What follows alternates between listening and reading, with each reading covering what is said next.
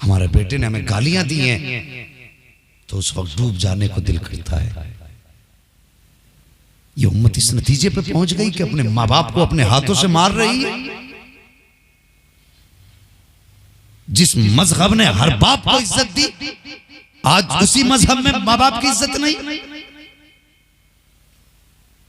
हमें हुआ क्या है जवानों, तरक्की चाहते हो तो माँ बाप के कदमों में बैठा करो।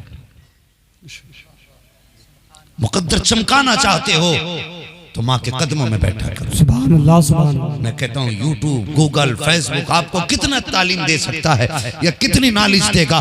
तुम इन चीजों से, वेबसाइट से, सोशल मीडिया के जरिए जितना चाहो पढ़ लो, कामयाबी की दलील नहीं बन सकता है। लेकिन मैं गारंटी के साथ कहता हूँ, 1 घंटा किताब को दो या 8 घंटे किताब को दो, 15 मिनट माँ के कदमों में दे दिया करो, 10 मिनट बाप के कदमों में दे दिया करो। जितनी देर बैठ करके तूने मोबाइल चला करके गूगल पे अपनी तालीम हासिल करनी है, इतनी देर बाप के कदमों में बैठ और उसके पैरों को दबाना शुरू कर दे। जब वो राजी होगा, एक दिन तुझसे कहेगा बेटे क्या चाहिए, उस वक्त माँ बाप से मांग लेना। खुदा की कसम, जो इनकी जबान से निकल जाएगा, तुझे मौत नहीं आ सकती जब तक तेरे आंगन में उतार लिया जाए। नारे तकबीर, नारे रिसालत, उलमाए सुन्नत, अज़मते वालिदैन, जश्न गौसुल वरा कॉन्फ्रेंस। एक शहर का नाम सुना होगा, बुस्ताम। एक बुजुर्ग हैं, नाम है बायजीद। सुभान अल्लाह, सुभान अल्लाह। अल्लाह अकबर। अल्लाह के बहुत बड़े वली गुजरे। सुनना मेरी बात जरा गौर से, बहुत बड़े वली अल्लाह के गुजरे हैं। एक दिन माँ के कदमों में बैठ गए। कभी बैठे हो माँ के कदमों में? बैठ के देखना, जब से बड़े हुए हैं हमें माँ की गोद में सर रखने का मौका ही नहीं मिला। जब कभी थक जाया करो ना और लगे ये दुनिया जीने नहीं देगी और तुम्हें हर तरफ मुसीबतें दिखाई दे, उस वक्त आना, माँ की गोद में सर रख के लेटना। खुदा की कसम, जन्नत का सुकून अल्लाह जमीन पे अता फरमा देता। ये माँ का आंचल है। आज भी उस आंचल का मुकाबला नहीं है, आज भी नहीं है। एसी और कंडीशन रूमों में रहने वालों, जो गरमाई माँ के सीने से मिला करती थी, आज वो किसी भी इलेक्ट्रॉनिक चीज के जरिए इंसान को नहीं मिल सकती। हाँ, जो ठंड माँ के आंचल की हवा में है ना, वो हर जगह नहीं मिल सकती है। नसीब वाले हैं अभी जिनके सर पे माँ का आंचल है, मुकद्दर वाले हैं। हजरत बायजीद बुस्तामी माँ के कदमों में बैठ के एक दिन कहने लगे, माँ मैं तेरा कमजोर बेटा हूँ। बेटे फिर? कहने लगे, माँ मुझ पे 2 हक है, एक अल्लाह का हक है, एक तेरा हक है। माँ मैं अपने रब को राजी करना चाहता हूँ, ऐसा कर, मेहरबानी कर, अपना हक माफ कर दे। माँ तो माँ होती है, ऐसा नहीं है माँ को औलाद की जरूरत ना हो। लेकिन बेटे ने कहा, अम्मा मुझे अपना हक माफ कर दे। बेटे क्या करेगा? कहा मैं अपने रब को राजी करूंगा, जब मैं तेरे हक से बरी हो जाऊंगा तो जंगलों में जाके इबादत करूंगा, अपने रब को राजी करूंगा। अल्लाह अकबर। गौर करना प्यारे, माँ ने बेटे का चेहरा देखा, कहा बेटे रब की तलाश में है? कहा हाँ। कहा जा, मैंने अपने हक माफ किए, जाके अपने रब को तलाश कर, अपने रब की रजा हासिल कर। बायजीद बुस्तामी ने माँ से इजाजत लेने के बाद 12 बरस के लिए घर छोड़ दिया, जंगलों में भटकते रहे, खाक छानते रहे, सजदे करते रहे। लेकिन रब की तलाश में, जुस्तजू में, फिर सोचने लगे शायद यहाँ पर जुस्तजू पूरी ना हो, शायद यहाँ पर लगन पूरी ना हो। ये सोच करके आपके दिल में ख्याल आया, चल दूसरी जगह पे रब को तलाश करते हैं। ये कह के जब आपने वो जंगल छोड़ा है, इत्तेफाक से अपनी बस्ती के पास से गुजरने लगे। जब बस्ती के पास से गुजरे हैं, हजरत बायजीद बुस्तामी रहमतुल्लाह तआला अलैह गुजरते गुजरते निगाह पड़ी है, सामने अपना घर नजर आ जाता है। जैसी अपने दरवाजे पे निगाह पड़ी है, माँ की याद आ जाती है। 12 बरस गुजर गए हैं, अल्लाह जाने माँ होगी कि नहीं होगी। 12 साल गुजर गए, माँ जिंदा है कि नहीं है। इसी ख्याल, इसी जुस्तजू में आपके दिल में ख्याल आया, चल बायजीद बुस्तामी एक बार चल के देख तो लें। अपने दरवाजे पर आए हैं, वो बोसीदा चौखट, वो पुराने किवाड़, वो गिरती हुई मिट्टी, वो बहता हुआ पानी और उसमें जाती हुई मकान की खाक आप देख रहे हैं। आप दरवाजे पे आए हैं, रात का आधा हिस्सा गुजर चुका है। आकर के दरवाजे पे हाथ मारा, दरवाजा बंद था। ख्याल आया बायजीद दरवाजा खटखटा न देना, कहीं ऐसा ना हो माँ आराम में हो और तेरे दरवाजा बजाने से माँ की नींद खुल जाए। अगर माँ बेचैन हो गई तो पता कयामत में मुस्तफा को कौन सा मुंह दिखाएगा। अल्लाह अकबर, ये बायजीद बुस्तामी की सोच है। मुझे बता तो सही। उसके बाद बायजीद बुस्तामी खड़े रहते हैं, इंतजार करते हैं माँ जब उठेगी तब आवाज दूंगा। फरमाते आधी रात गुजर गई, तहज्जुद का वक्त आ गया। अचानक मैंने देखा नाली में पानी बह रहा है। मैं समझ गया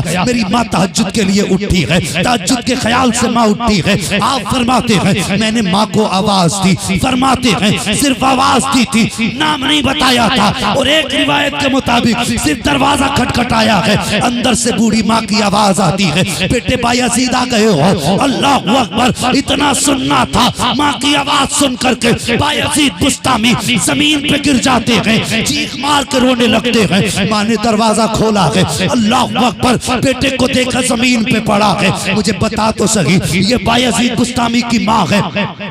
और ये सिर्फ इनका मामला नहीं बल्कि हर माँ का मामला होता है। आपने माँ का चेहरा देखा, देख के कहने लगे माँ मैंने तो आवाज भी नहीं दी थी, नाम भी नहीं बताया था, 12 बरस के बाद लौटा हूँ, पता मेरा पता किसने बता दिया। इतना सुनना था। माँ की आंख में आंसू आ गए, कहने लगी लखते जिगर नूरे नजर तुझे भूली कब थी, जब जब सजदे किए हैं तेरे लिए दुआएं की है, जब जब कयाम किया है तेरे लिए दुआ की है, जब जब तिलावत की है तेरे लिए दुआ की है। बेटे रातों को जाग करके जब इबादत से फारिग होती हूँ तेरे हक में दुआ करती रहती हूँ। ए बेटे बायजीद तेरी माँ आज तक भूली नहीं है, तेरे हक में दुआ करती रही है। अल्लाह अकबर, माँ ने बेटे को उठाया है और उसके बाद अपने लाल का हाथ पकड़ा है, घर के अंदर लेके चली है। मुझे बता तो जवान, ये बायजीद बुस्तामी है। आधी रात तक खड़े रहे कि माँ की नींद में फर्क न पड़ जाए। और तू रात को 2-2 बजे आता है, दरवाजे खटखटाता है। अगर माँ उठ करके दरवाजा खोले उसके बाद चीख के कहता है कि तुझे क्या हो गया,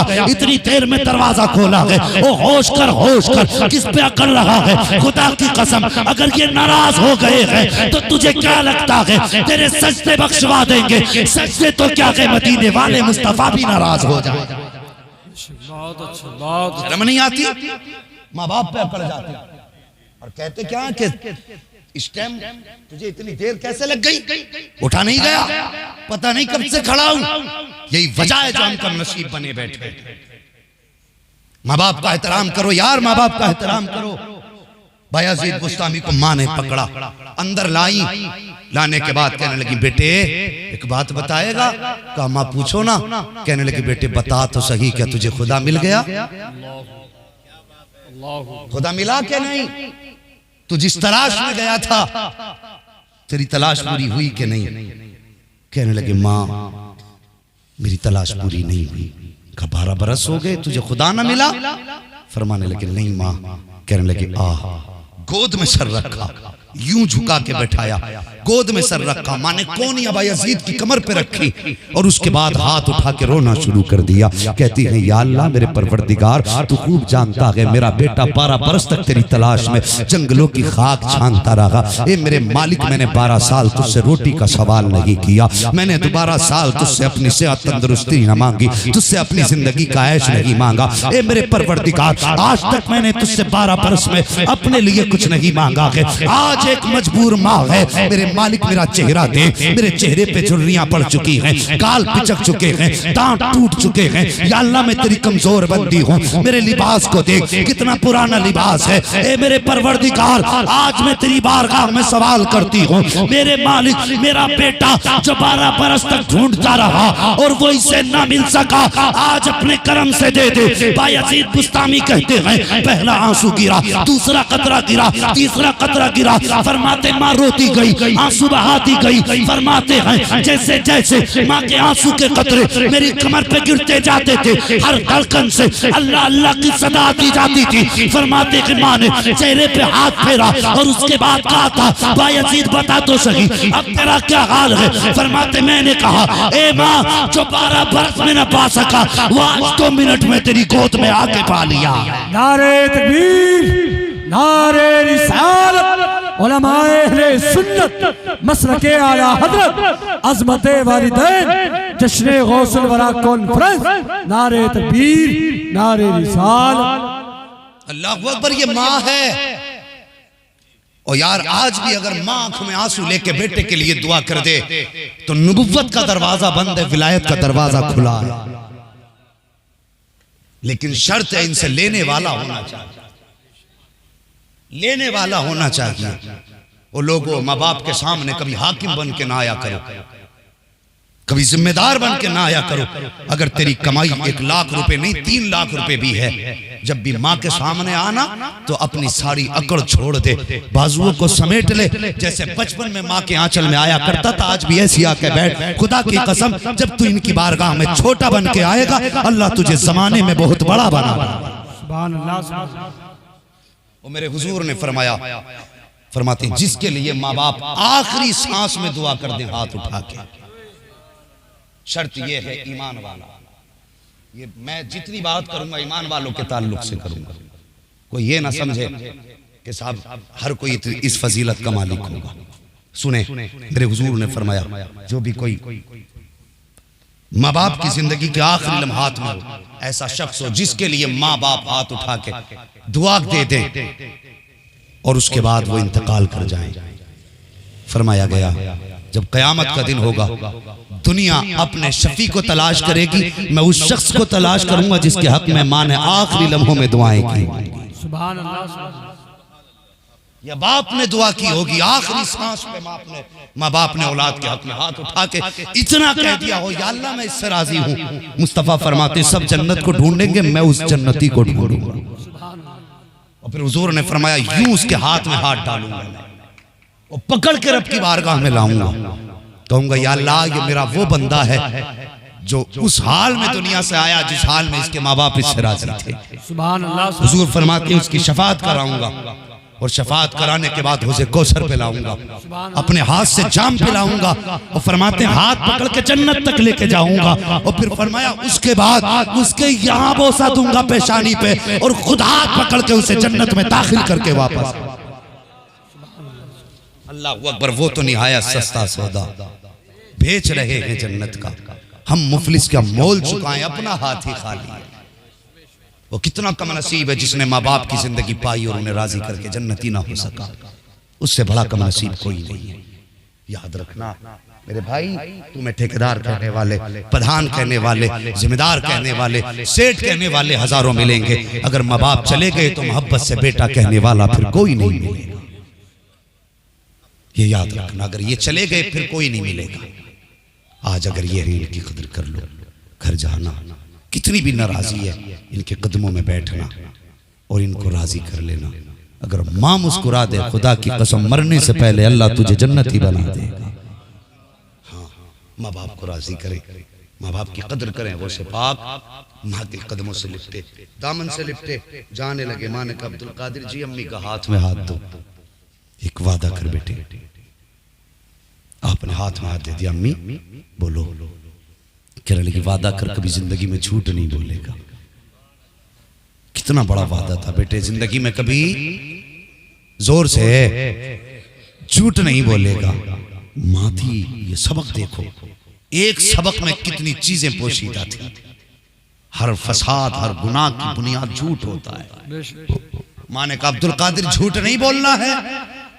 कहने लगी माँ तेरा बेटा हूं, जब तुझसे मिलूंगा इस हाल में मिलूंगा कि तुझसे कभी बेटे को शिकायत नहीं होगी।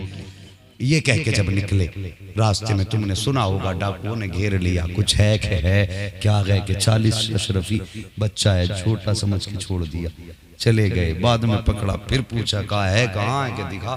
आपने खोली सदरी, सामने डाल दिए। डाकुओं का सरदार रोने लगा। उसने कहा बच्चे बता तो सही, तू अगर चाहता तो ये अशरफी बचा के ले जाता, तूने मुझे बताया क्यों? आप फरमाने लगे मैं घर से चला था, मेरी माँ ने वादा लिया था बेटे झूठ नहीं बोलना है। फरमाते अगर झूठ बोल देता तो मैं अपनी माँ को कौन सा चेहरा दिखाता। इतना सुनना था, डाकू के सरदारों की चीख निकल गई। कहने लगा अफसोस है कि तू माँ का वादा ना भूल सका, हम खुदा से किया वादा भूल गए हैं। कहने लगा बच्चे सफर पे बाद में जाना, पहले हाथ बढ़ा के तौबा करा के हमें भी अपनी जमात में। नारे तकबीर, नारे रिसालत, नारे रिसालत जश्न गौसुल वरा कॉन्फ्रेंस मसलके आला हजरत। भाई कोशिश करें, माँ बाप की खिदमत करें, झूठ से बचें। और फिर खुदा ने इतने इल्म से नवाजा, फरमाते हैं दरस्तुल इल्म हत्ता सिरतु कुतबा, फिर मैंने इतना इल्म सीखा यहां तक कि अल्लाह ने मुझे कुतबियत की डिग्री अता फरमा दी। हाँ, इतनी शान सरकार गौसे पाक की, कितनी बड़ी शान है। कौन बयान करे, कहां तक बयान करे। ओ यार, जिसके इशारे से मौत और जिंदगी खेला करती हो, फिर उसकी शान का अंदाजा कौन लगा सकता है? कोई लगा सकता है उसका अंदाजा? अल्लाह अकबर। मगर देखो पूरी जिंदगी लोग कहते हैं कि जो वली होता है आलिमों की लाइन अलग, वलियों की अलग। इन उलमा से पूछिए, जमात बैठी उलमा की, इनसे पूछिए गौसे पाक सिर्फ वली ऐसे ही नहीं थे, मज़ार पे बैठने वाले नहीं थे, बल्कि सरकार गौसे पाक बाज़ाब्ता तौर पर मदरसे में पढ़ाया करते थे, दरसे हदीस दिया करते थे, दरसे कुरान दिया करते थे। इतने बड़े आलिम थे गौसे पाक। आज बिला वजह का रोला लगा रखा है, शोर मचा रखा है कि बस वलियों की और पीरों की, मौलवियों की लाइन अलग। नहीं, इल्म विलायत की पहली सीढ़ी है, समझ रहे हैं? इल्म विलायत की पहली सीढ़ी। अगर इल्म नहीं तो फिर वली भी नहीं। ये भी सुन लीजिए, अगर इल्म नहीं तो वली भी नहीं। कोशिश करें बच्चों को तालीम से हमकिनार करें। आज हमारी सोसाइटी में बहुत कम लोग तालीम की तरफ जा रहे हैं। ये आखिरी बात कह दूं, इल्म हासिल करो, बच्चों को पढ़ाइए। मारेरा शरीफ का बड़ा प्यारा नारा है, वो कहते हैं आधी रोटी खाएंगे बच्चों को पढ़ाएंगे। तुम क्या जानो बच्चों की तालीम की कदर क्या है। आज आधा पेट रोटी खाइए, बच्चों को इल्म सिखाइए, इनके हाथ में कलम दीजिए। अब जंग तोपों की नहीं है, अब जंग तलवारों की नहीं है, अब यार जंग परमाणु बम तक की नहीं रह गई है, अब जंग कलम की है। जिसके हाथ में कलम होगा वो कौम फतह पा जाए। हमारी कौम तालीम में पीछे है, पढ़िए, आगे बढ़िए। और जब तालीम होगी अपना हक आप ले सकते हैं। अगर तालीम नहीं तो हक नहीं ले सकते आप। बच्चों को पढ़ाइए। माँ बाप को लालच होता 200-300 रुपए की मजदूरी की खातिर बच्चों की जिंदगी तबाह कर देते हैं। 300 रुपए में एक वक्त का खाना मिलेगा, लेकिन तूने बच्चे के 50 साल तबाह कर दिया। बच्चे के 50 साल बर्बाद कर दिए हमने।